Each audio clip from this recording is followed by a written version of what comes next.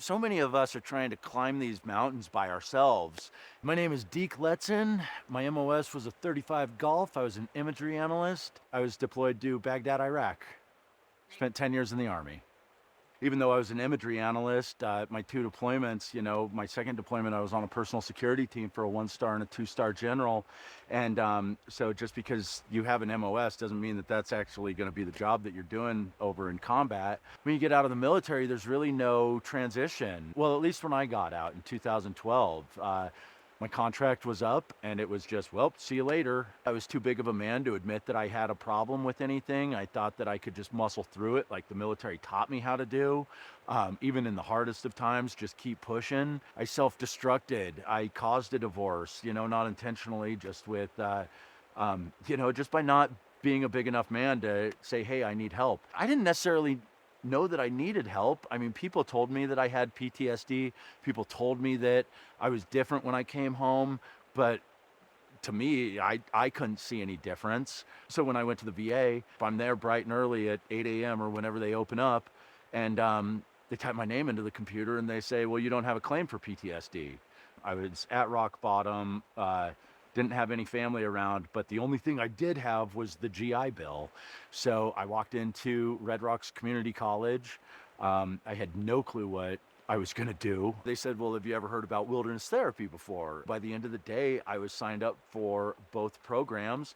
So I made Veterans Exploration Therapy and really just combined what I learned with the Marcus Institute and what I was learning in the outdoors to reach these veterans who have fallen through the cracks of the system, because I learned that there's other ways to heal, but you have to do it. And so that's what I'm doing with the organization, using adventure as a catalyst to reach people. A lot of people join the military because they're outdoorsmen to begin with. There's so many different ways to recreate in the outdoors. Not only that, there's so many great qualities that it does for your mental health, releasing oxytocin and endorphins that bring happiness and create memories. It's all about finding your jam. It's all about finding what gets you outdoors, what gets you around other people, what brings you happiness. That's what life is about. Literally, families are being pulled apart.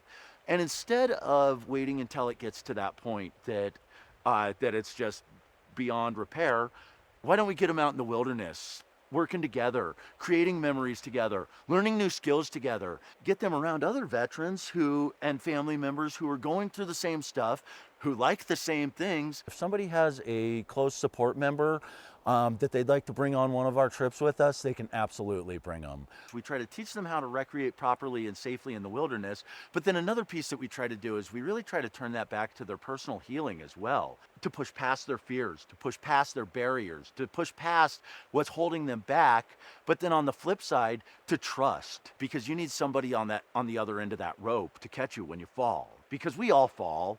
Us veterans, we can relate with each other because we've been there. We've walked the walk and we've talked the talk and we've been through those situations. At the end of the day, when everybody's so stoked about the trip that we just did, I'm excited about them hugging and exchanging phone numbers because it's like, it's working. We want to reach veterans and show them that there is a reason to wake up tomorrow. It's all about living a better life. There's new adventures out there and skills to be learned. Come out and join us.